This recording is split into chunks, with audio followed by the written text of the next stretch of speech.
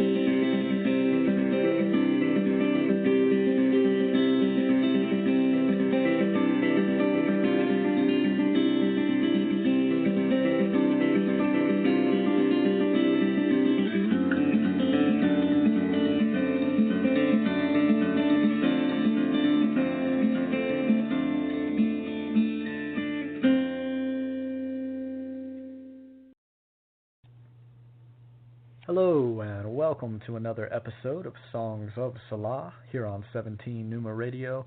I'm your host, Scott Thomas Outler. I want to thank everyone for tuning in this evening. It is Wednesday, July 24th, 2019. I hope that everyone is having a peaceful and inspired week so far here at the halfway point. Been excited about tonight's episode for quite a while. Going to be joined in the next segment by the guest Marcia Epstein. I met Marcia a few years ago when I appeared as a guest on her podcast called Talk With Me, hosted out of Lawrence, Kansas, and appeared on that program a few times through the years. Always had great conversations with Marcia, so I'm looking forward to tonight when I get an opportunity to turn the tables a bit and ask about her life and what keeps her inspired in this world. Marcia is a trained social worker who deals in the areas of trauma and suicide prevention, both very important and heavy topics that we'll be getting into tonight. She also lives by the motto of art saves lives, and that is certainly a philosophy that I can get behind and support. So we'll be talking about that and a whole lot more coming up shortly, so please do stay tuned. Here at the top of the episode, I did want to encourage listeners to please subscribe to the channel. It's quick and free and easy. Just click on the follow button found above the slideshow here where the episode is streaming, and that will get you set up to receive notifications for all the future episodes and the guests that are lined up in the months ahead. There's also an archive of past episodes available on the channel, and that archive can also be found at my website, 17numa.com. Also, if there are any listeners who might be interested in appearing as a guest on a future program, you can contact me via email at 17numa@gmail.com or connect with me and send a message on Facebook, Instagram, or Twitter, and I'd be more than happy to take a look at your work and get you set up to appear on a future episode later this year. Always looking to connect with other writers, artists, musicians, really anyone in the world who is inspired and passionate about the work that they do. So please do get in touch, and thank you to everyone who listens and helps spread the word about this program. It is greatly appreciated. Not going to run my mouth too much here. Going to go to a quick music break, and then on the other side of that, we'll be back with tonight's guest, Marcia Epstein. Stay tuned.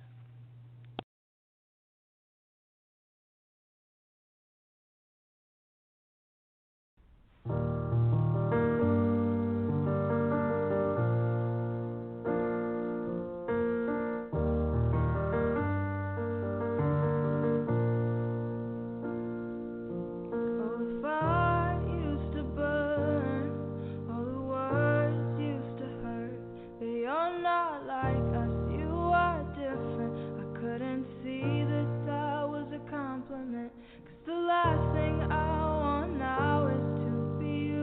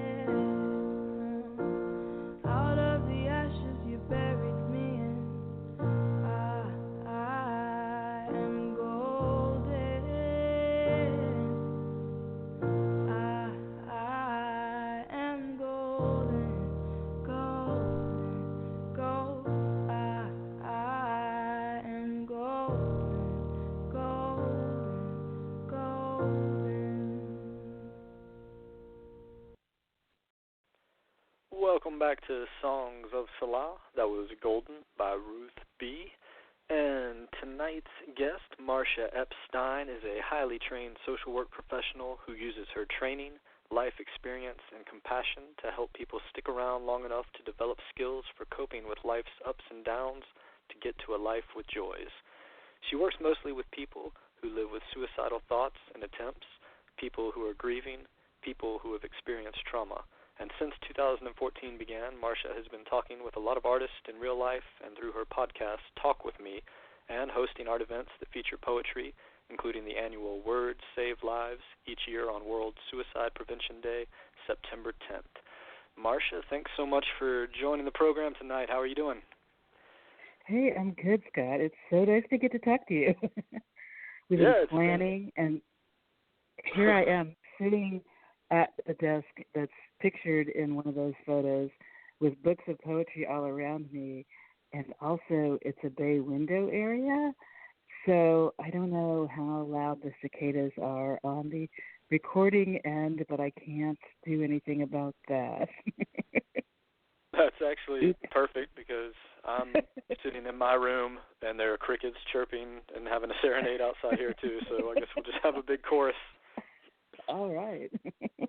It's been a while since we talked. How have things been in your life and there in Lawrence, Kansas? It's always full of adventures.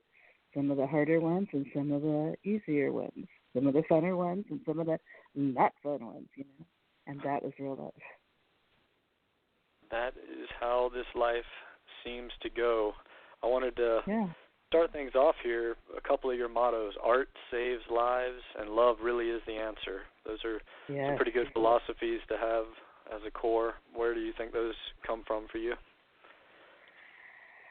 For me, if I start with love really is the answer, what that means to me is that when we truly value all beings and treat all beings with love, goodness is happening. Problems that aren't solved by legislation aren't problems anymore when we're really valuing everybody. And to me, that's what love is about. I think that's the foundation for social change, and that it's needed more now than ever. Not because there's more hate, but there's certainly more public hate. So I do continue to say love really is the answer. Yeah. That sense of compassion and empathy for our fellow men and women of the world, is that something that you just inherently have had all your life, or is there a time period where you really had an epiphany and came to that conclusion, and what sort of life experiences led you along your path to get to that fundamental truth?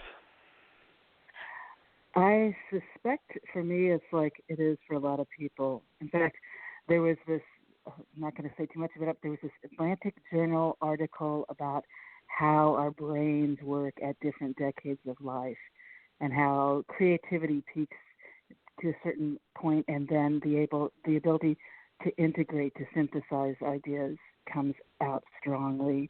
And as long as we keep learning, then we get even more and more important things that we are able to share. And so I say that because I don't think I realized until I was in my 30s. I think it took me a long time to realize how powerful the hard experiences I had growing up were in shaping me as this compassionate person. What it looked like is that even when I was in high school, I was doing volunteer stuff. I was working with this drug crisis program, volunteering in the way that a 15, 16, 17-year-old can, you know. But it was just, to me, it was natural to be helpful to other people in a lot of different ways. So it was action, action, action, and then at some point it's like, oh, think about how you grew up. Think about the influences in your life. That's kind of how you learn that stuff, is from the love and the hard that happened for a long time. That's how it seems to me. And then I get more and more validation. You know, for me, I'm not this super analytical person, and I never have been. For me, I there's a lot that's kind of emotional and not like solely intuitive, but that makes sense to me, and that's how I'm guided. And I like being able to do things with people and see them going in positive ways too. And so that's kind of how I am, both with friends and family and also in the work. And it really does link to, so how did you get from there to doing stuff with artists of different kinds, and in particular poets? You know, it gets to that, why do I say art saves lives? Because so many people said different versions of that to me when they were talking about their art, you know. That was the thing that impressed me, is people would spontaneously say, this is what saved my life. You know, this and this and this was going on, and it was so hard, and I wasn't sure I could stay alive. And my art is what saved my life. Yeah, maybe I used some therapy, maybe I even had to use some medication, but it was my art that saved my life. And it just kept popping out of people's mouths. That therapeutic process that it can be for so many people to finally have a chance to release all those things in their mind and in their soul and in their heart, and have someone that actually listens to it or reads it, or whatever the case might be. When you're talking sees it about on a wall, or whatever, or have a selection of books all around them, creating a good aura like you're in right now, letting that energy permeate. You mentioned something a minute ago about from an early age, back in high school, being of that service-oriented mindset. Do you think that came from the family you grew up in, or were there other mentors that you look back and think might have instilled that in you?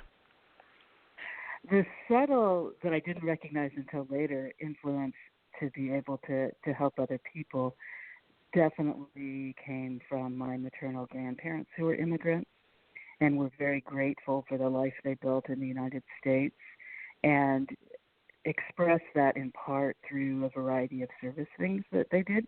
So when I was a little kid, I was born in Southern California, and when we would come and visit my maternal grandparents in Kansas City, my grandmother would always have projects for us to help out with, based on the age we were, what kind of things we could do. You know, early on it might have been sorting fabric, because she would make quilts out of clothing that was no longer good for clothing but had a lot of good fabric. So, you know, maybe helping sort things, and then later being able to help cut shapes that would be parts of those quilts, and getting older to be able to write things, handwrite addresses on something that was maybe helping encourage people to donate money for something. There was a lot of service that was always part of, you know, I didn't know it was not like that for everyone's grandparents, but that's something that my grandparents did. On the other hand, my mom, who taught us, I have three brothers, and taught the four of us about being loved and loving other people. She had a pretty hard life, in that she was not good at making choices about partners. So as kids growing up meant there was a lot of ugliness related to my mom's partners. And so I think that shaped me in a way that made it natural to be compassionate, made it easier on the level that I understood a lot of intense feelings that some people don't at 15, 16, 17, into their 20s, you know, depending on what their life's been. So it was just natural to have both that empathy and willingness, you know, really from my mom's side of the family, from her love and from my grandparents' love and demonstration of service. It's what you do. It's how you show your gratitude.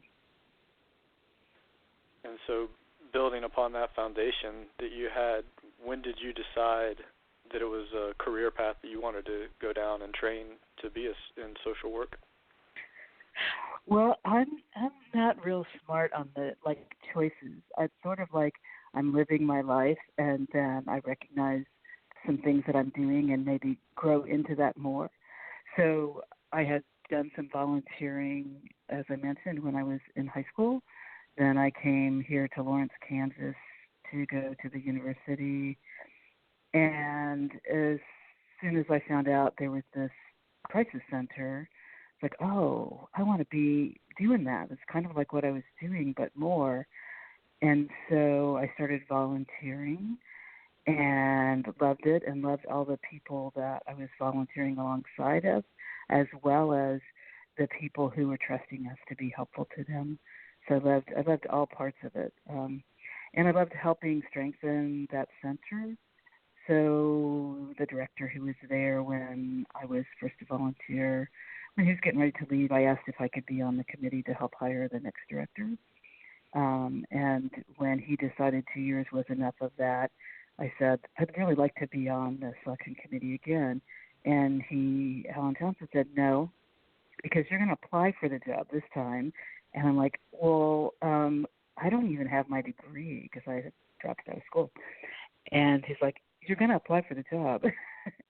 And so I was hired to direct this agency and took it a little bit at a time in terms of, is this a good fit for the agency? Am I helping this agency grow in ways that are helpful to people who need things? Am I helping it grow in ways that are helpful to the people who are part of the agency? And is it a good fit for me personally? Am I able to live my life in a way that's good for me? Because it's not about being selfless. It's about everybody winning. So I take it a little bit at a time, and then a whole lot of time went by, and a whole lot of wonderful things happened. And it's so weird because there's a lot that happened, a lot of things that I helped start and that made a difference. It didn't have to be based in our center. It could be helping start something else in the community. Just this amazing opportunity to continue to keep help available and new kinds of help available because new things are coming up. But I didn't make this conscious choice. This is going to make my career. And then at some point, people from the university said, we would really love to have students be able to do practicums with you, but you have to get your degree first. And so with a full-time job, married, dogs, cats, kids, I also added going back to finish my undergrad degree and to get a master's in clinical social work so that I could add a little bit of training and a few initials to, in some places, gain more credibility for the agency as well as myself. But it was always my way, and this is my way, and it's what I encourage people to do. When there's something that you're drawn to, find a way to start moving in that direction. Put your foot in the door. You don't have to commit to it forever. You can always recognize now's the time I need to divert. So I went back to school with the idea that I can quit anytime I need to. I've got a lot going on here. I've got a family. I've got a job. I've got friends. I've got, a partner. I've got all this, and I don't have to finish the degree just because I started it. That to me is really freeing. And I seriously encourage that approach for people when they're looking at big decisions. It's not as scary if you're drawn to something and you know that if it really turns out not to be where you need to be, that you can leave. So that's kind of how that part happened. And I ended up with a degree, and I ended up at some point later not being at the center anymore and having somebody say, we want you to do a radio show. That's how Talk With Me started, except I didn't want to do this thing that they wanted me to do. So I said, these are the reasons why your idea isn't something that I can get behind, but I'm willing. Sorry about that. We've got some emergency vehicles in the background. Well, that's fine. Yeah. Talking about so what was the original idea? What was the original idea? The person who wanted me to do a show, he was starting this whole talk radio show.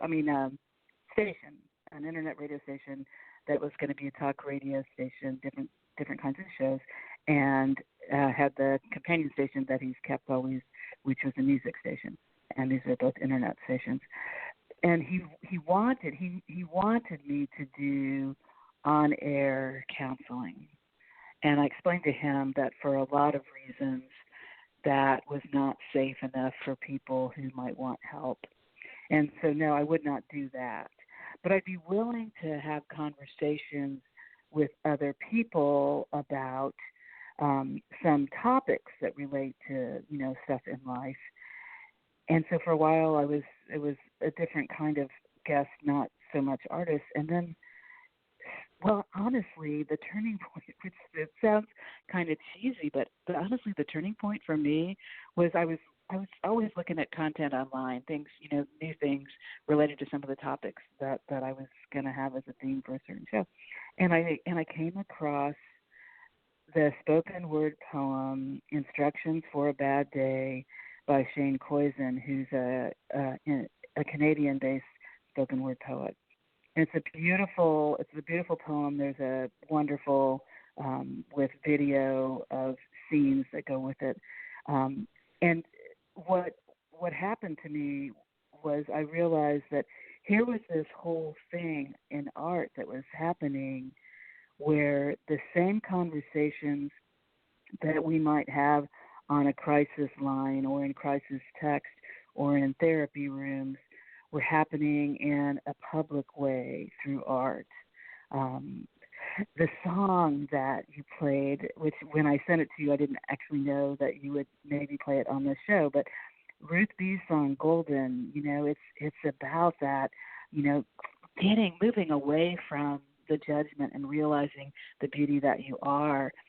And the reason I'm bringing that up is because one of the artists who I got to know and still is a dear friend who's based here in the Lawrence, Kansas area, Matthew J. Asbury, he did a lot of paintings, including graffiti, but he did some paintings on canvas. And this one painting of his I was really drawn to, and it's kind of a self-portrait. It's a little muted, but it's it's definitely, there's a portrait in there, and the words on it are "Everyone is gold," and it's like yes, so that encouragement thing. And so anyway, I got turned on to poetry. I got turned on to things that were happening around here. And Lawrence, Kansas, it is this weird community because it's a university community. If it weren't for the major university, it wouldn't be very big. It's also the home for Haskell Indian Nations University. So there's a lot of different influences here. And kind of coincidentally, several of the poets laureate for Kansas have lived in Lawrence at different times, as well as Langston Hughes. So she was like, okay, I want to find out about what's going on with poetry around here. And one of the things I did, I knew it was wild when I did it, was I, who had never been to a poetry slam, found out, well, there's not been one around here for a while, so we need this thing to happen. So I got a couple people, and we hosted this thing that we called Voice of Lawrence, because that was the name of the talk radio internet station, Voice of Lawrence Poetry Slam.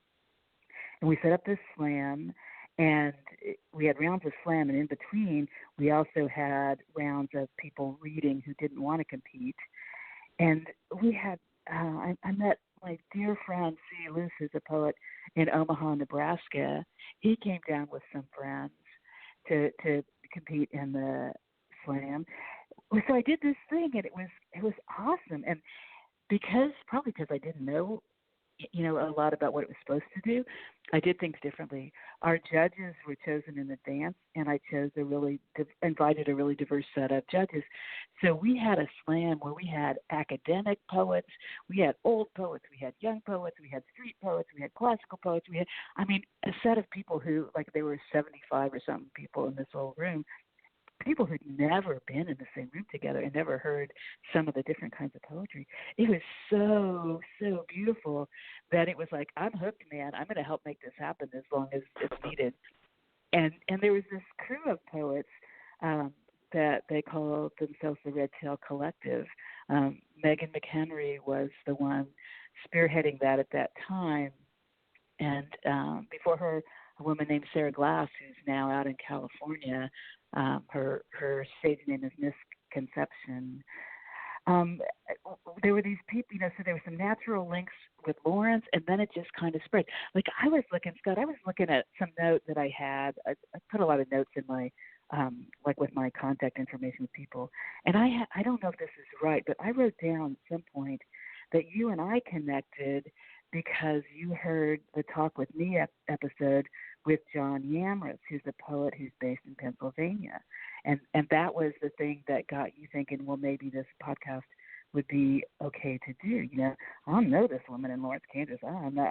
I don't want to do this podcast and that suck, but I think you enjoyed hearing John, and so then we connected, and that's kind of what happened. And so, like, I've done a podcast with Brenton Booth, who's in Australia, and Jana Karlsson, who's in Sweden, and a lot of stuff with Wolfgang Karstens, who's the publisher of the books through Epic Rights Press, and a powerful poet.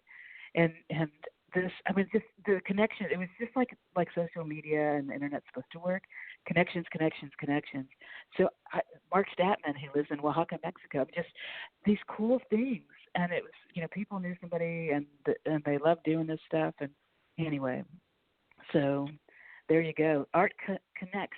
And that is part of the Art Saves Lives thing. You relate to, and related in terms of what you've said already, to, writing, creating that art, get something out of the artist being a poet or, dancer, whatever kind of art the person does. That creation is an expression, and it's a relief, and it's healing. And then you multiply the goodness when that creation is shared, because not only do you have people who enjoy and appreciate it, but you have people who are going, holy shit, that person knows what's in my heart. That person has been where I've been, and that person is now able to be there on this stage. I mean, it's really powerful. And connection and a sense of belonging, those are two of the things that make life wonderful.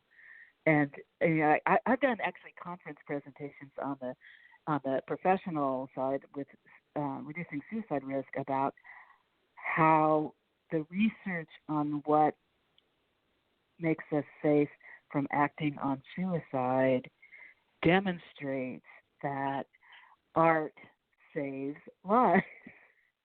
So, I get real excited. And every year on World Suicide Prevention Day, which is September 10th, I host an event. And I've always said, man, anybody who wants to do this in your community, I can tell you the little bits of how I started and encourage you to do it.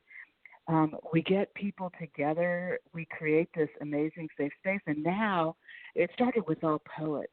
And then it was like, okay, poets and stand-up comics and storytellers and musicians and drag performers. And last year, this person who does aerial acrobatic stuff was, it was just like, it's like whatever. And like this diverse set of people with all kinds of experiences just feeling cherished in this setting, that the safety and goodness. I believe that art saves lives. I still call that event Words Save Lives because we started with poetry only.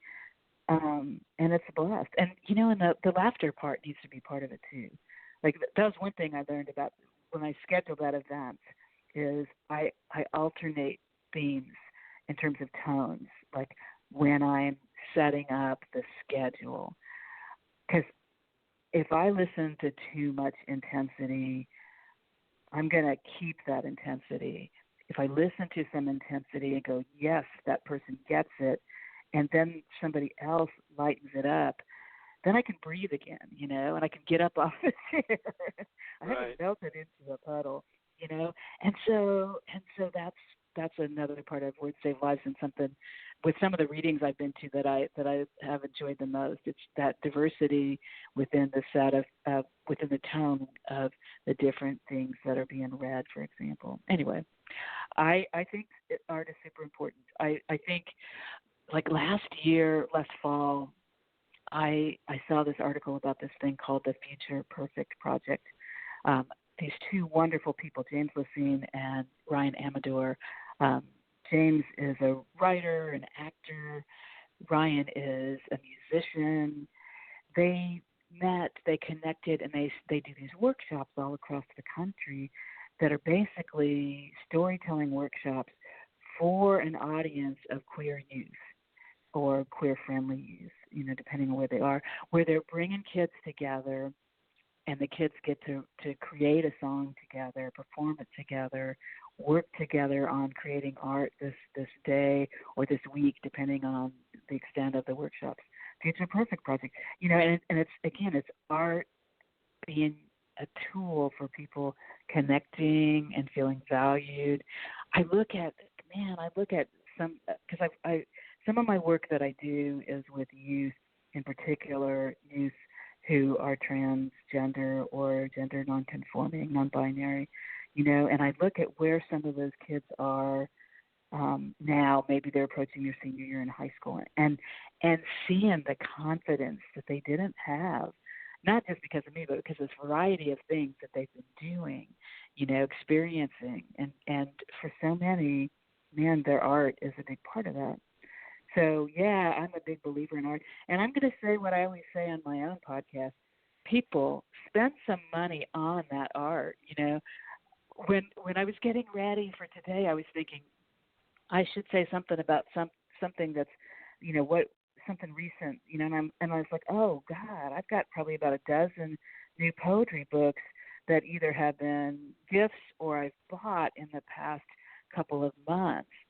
So I'm surrounded by all this wonderful stuff. But I'm a big believer in buy from the writer when you can, buy from the small press, buy from that local independent bookseller, buy when you're at a reading. Maybe you're only able to spend $15 and buy one book and you can't do it again for a while. Do that, because when you're not buying that $15 book, probably during the course of a month, you spent more than that on whatever your beverage of choice is when you go out, So give up a little bit of beverage and buy art.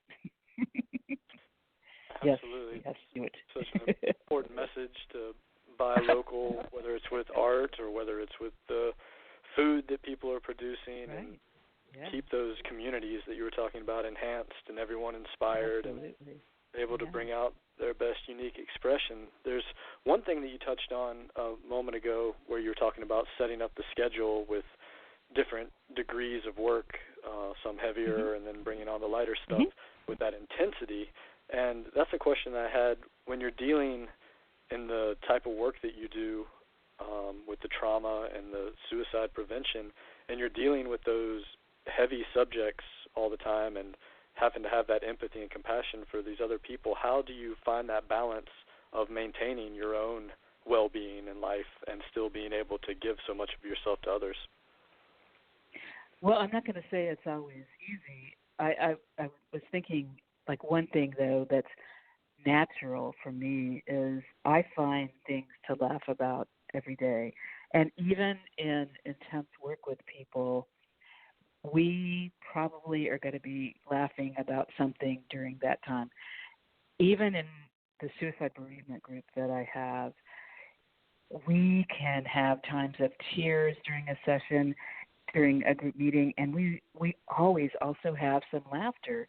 It's natural, it's healthy.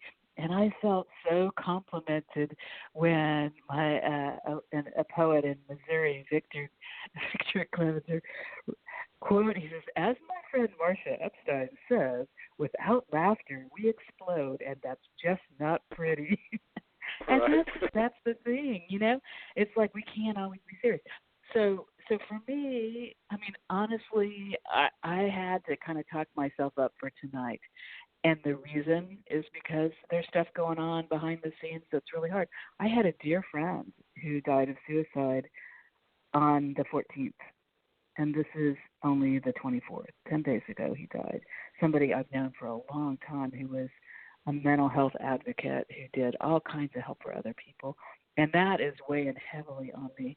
And also, and that's one of my phrases, and also, not but and also, part of my dealing with my grief about Eric Harkness's death is to know what he was doing and to make sure I continue doing those things as well, you know, being able to connect with people, being there, you know. So I'm a nature person. I love being outside. One of the things that my husband, my dog, and I do together, our dog and I do together, is kayak. We have a 2-person kayak. And even in the middle of Kansas, there are lakes, and sometimes we go someplace farther than our little lakes that are within an hour or so from us. You know, I love being outside. I love the quiet in terms of the natural noise versus the technology-created noise or whatever we want to call that. I love being able to do that physical stuff as well as in a kayak. You can also just sit and look and watch the herons. Last fall, pelicans migrated over Kansas, and we'd go out kayaking to a lake, and we'd have these experiences of, you know, there'd be hundreds of pelicans on the lake shore, and then at some point, you know, whatever moves them, they fly as this huge group of pelicans, maybe to the other side of the lake. They weren't like leaving the area yet. And so there you're sitting in the middle of this lake with pelicans flying overhead. It's like, how awesome is that, you know? So things like that are definitely my fuel.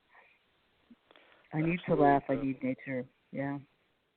And sometimes, like everybody, need to talk with somebody. You know, I have friends I've talked with. I've been to therapy at times when I need that, you know, just the same things that I would hope that somebody else would do when they need to. You know, we need to each find our things, but we have to have our things that we do. We do, because there's no benefit in continuing to wear oneself down. You know, sometimes we have reached kind of just almost our tipping point, but we needed to continue with what we were doing with somebody, or are being affected by one more tragedy that we hadn't expected.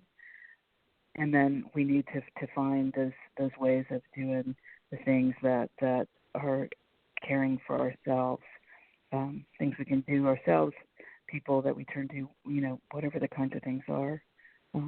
So for me, I'm not always on balance, and there are times when my balance means I need to lay low for a while. I really am not going to be talking to even my friends a lot. I just need some quiet. You know, it's like, just so long as you find the right things for you, that's the key. And so I know what mine are. I know science is like when, you know, it's like I hate wearing headphones. I love listening to music, but I hate even earbuds. I just don't like that. But if my husband is listening to MSNBC, man, I might stick my earbuds in, so I've got that buffer, because I still need to be in the house doing something I'm doing. Mind your things. Let them be safe things. Absolutely. That's wonderful advice. And getting out in nature, the exercise, and then also the laughter, releasing those endorphins. Yeah. Just good advice on that, too. I'm very sorry to hear about your friend. And that's, I guess, one of the reasons I was asking that question, because if he was a mental health advocate and helping other people all the time, how do we see the signs in people that maybe aren't showing their depression and that might be hiding inside when they're always helping other people? What are some of the tips that you can give to people who might have friends that we're trying to help them in those situations? Honestly, I think we just need to assume that in the wrong set of circumstances, anybody can get over the edge with too much stuff going on. So it's not. Here's where my professional hat comes on. Okay, so are there some things that show that somebody might be at risk of acting on suicide thoughts? There are some things. And to quote the person who really started in our country the study of what can we do to reduce the number of people dying by suicide, about 90% of people who are at risk are going to show some signs. And also about 90% of those people who show those signs are never going to act on suicide. We don't have any prediction. So then we just come back to my email signature, love really is the answer. I mean, we need to be kind to people. We need to ask questions if somebody seems to be having a hard time. And sometimes that's a stranger, sometimes that's somebody we know. We need to be willing to hear and share both ways the hard stuff. We can't just keep it all inside because it's going to come out one way or another. What we know about suicide in 2019 is that it is situations of loss, of hardship. It's that kind of stuff that leads people to the brink of acting on suicide. It's not because they have a mental health diagnosis. It really is about shit happens, and sometimes it feels like too much shit is happening. And some of our friends aren't going to tell anybody when that's going on, even our friends. My friend Eric wasn't telling anybody.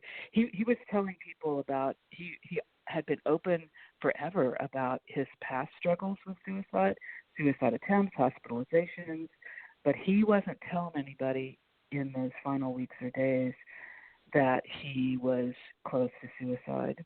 In fact, he was talking about plans of things that he was really excited about until like 2 days before he died. He wasn't. I don't know what I didn't have contact with him after that point, but he wasn't able to reach out. I have some understanding of how overwhelming that urge to die gets.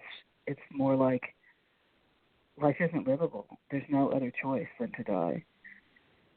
What I want is like, when I try to explain what I try to do with people, I want people to learn to recognize actually in themselves first, what are the things that happen for you that show that you're heading down into the darkness. Because see, now I'm putting on my full professional hat as opposed to my let's talk about art, but I'm just going to go with it for this little bit. I said I'm a nature person. I have this. I visualize this thing as like a path in the woods, man. That there's a well-worn path, and that's what leads an individual to suicide. It's a well-worn path. It's kind of automatic to just follow it. So what I like to help people learn about is what's at the head of that trail. Because there are lots of alternative routes that get you someplace different. There are lots of detours to take. And the only way you can do that is if you recognize them. So that's where that individual stuff, I mean, it's helping people recognize in themselves their own signs and signals that I'm getting into a bad place. And I'll, like an example for somebody was he would get really angry, and he knew that when I'm feeling this angry, I go home, I'm going to sit in my room, I'm going to get loaded, and I'm going to do something to hurt myself. Okay, so let's talk about what could you do instead of just going straight home, because going home alone increases your danger. And, Lawrence, Kansas, most places, there are 24-hour coffee shops. There are places, even if you're not going to go to friends, there are places you can go and hang out and be around other people to slow down that getting to a place of alone. So you get to have that chance of letting that change of mood happen. So, and, a lot of people, their art creation is one of their tools. It's something that they sit down with their sketch pad, or they sit, their journals, their, whatever technology they write on, whatever, and getting some of that stuff out in print in that sense, not necessarily literally, but getting it out of you is a thing that can make a difference. So love everybody. Be kind when you can, and when you can't, apologize. Try to understand that sometimes people's bad behavior is because they're having a terrible time. So sometimes when we can react with compassion instead of anger, we can turn around somebody's day, and we end up feeling better because we've seen that smile that wasn't a smile before we spent 3 minutes talking. I'm the person who I go to the grocery and have these intense conversations with people I've never met that start over, we're seeing it in front of tortillas. People are so starving for genuine contact, and genuine contact means we both benefit. So that's the kind of stuff that's important to me. That's absolutely all beautifully said. I love the analogy of the path and how we get stuck in our ruts and going down those same triggered reactions. Yeah. And that just popped something into my mind. I'll just say it quickly. When you're talking about the smile of a stranger sometimes, I don't know, 10 years ago, a decade ago, when I was in a fit of depression, I remember being at a park, sitting there on the bench alone, staring out at the lake, tears streaming down my face behind the sunglasses, and a group of autistic children with their teachers walked by, and one of them just turned around and was just staring at me.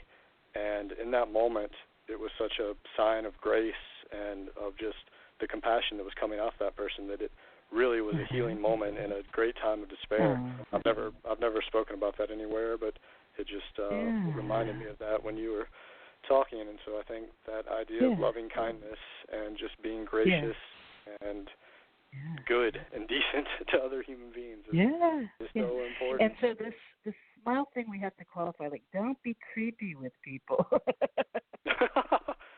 Don't tell somebody that my mom died of suicide, and I had to get myself from where I was, and it was my birthday, and I was at the annual conference on suicide prevention, the professional organization I'm part of, in Santa Fe, New Mexico. I have to get myself from there to Kansas City, and I'm a wreck.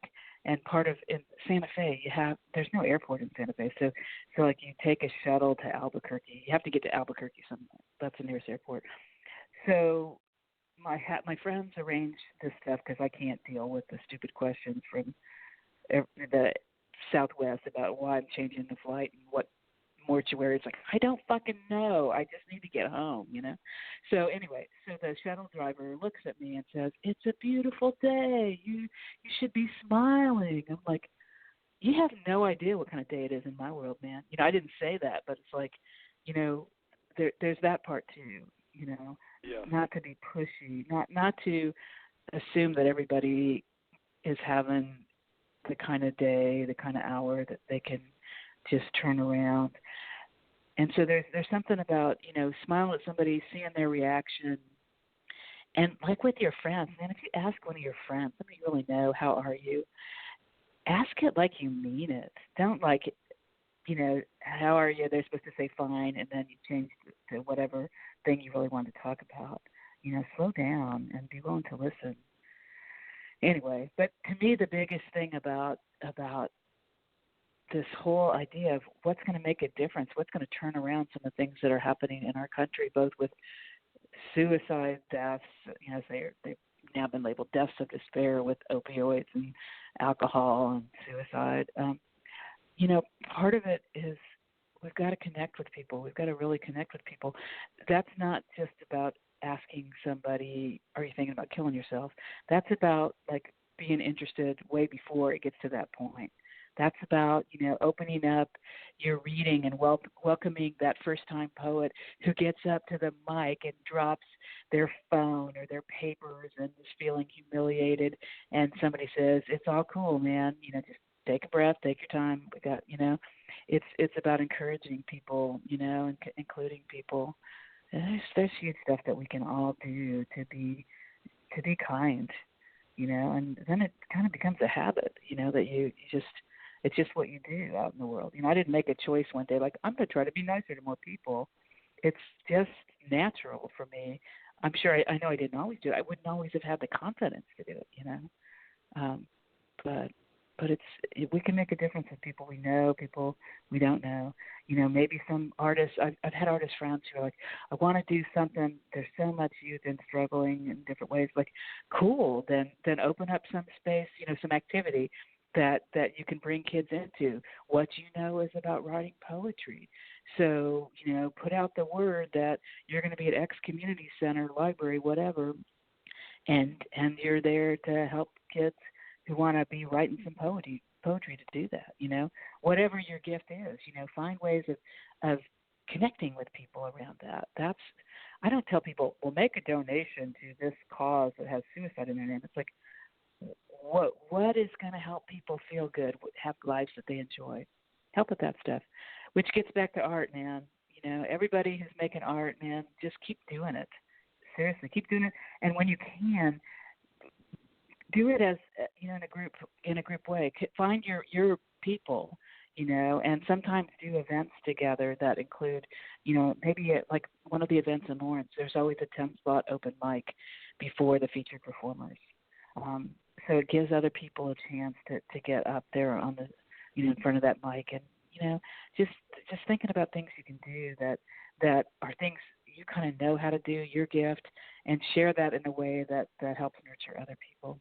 We all have stuff we can do.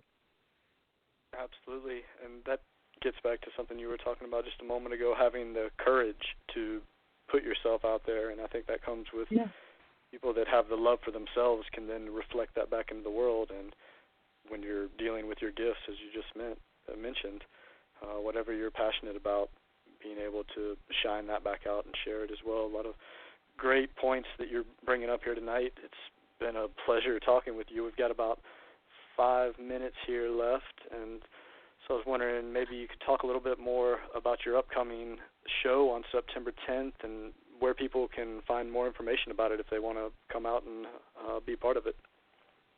Well, I'm in Lawrence, Kansas, and people find me in so many different ways. I've got a website, marciaepstein.biz. I've got the Talk With Me page on Facebook, Voice of Lawrence. I'm not that hard to find. It surprises me when people are. And what I want to do, and so somebody may say, well, I'm living in Kentucky. It's like, cool, connect with me, and I'll tell you a little bit more about what my event looks like here at this time. And, maybe that'll help you figure out how you want to do it where you are. Because it's not about, only can you come to Lawrence, Kansas. It's about, what can you do where you are. I want to share one poem from a poet who is very dear to me, who I hope most of your listeners know, there's National Poetry Month and there's Poem in Your Pocket Day. And a poem that is always with me is from my very dear friend, Annette Hope Billings. And the poem is called What You Allow Lingers.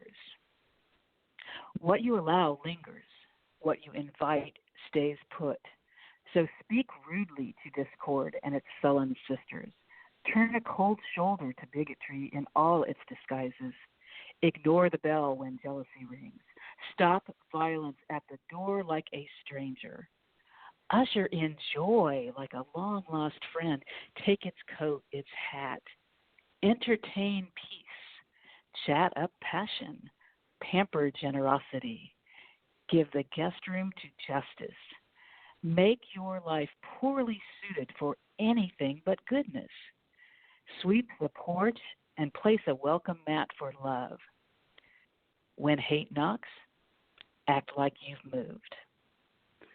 And that was the poem, What You Allow Lingers, from a book called A Net Full of Hope by Annette Hope Billings. And it speaks to love really is the answer, and we can all do stuff, It really is. That sums up what you've been talking about so nicely here tonight. And I think one of the bulletin points that you have in the show description is awareness plus tools equals change. And I think you've touched on those ideas here tonight a lot, about having the self-awareness and then bringing in the ideas of life that will help us maneuver through those, and that's how we get to progress and change and growth. And it's just been such a pleasure listening to the advice and the expertise that you have in these subjects tonight, Marcia. It's been great with you. Thanks so much for appearing. And glad to do it. Absolutely, and hope you have a happy rest of the week and summer ahead, and hopefully we can do it again sometime. And tell you, we're going to turn the tables again. I'm going to get to ask you questions again. That's going to be coming at some point.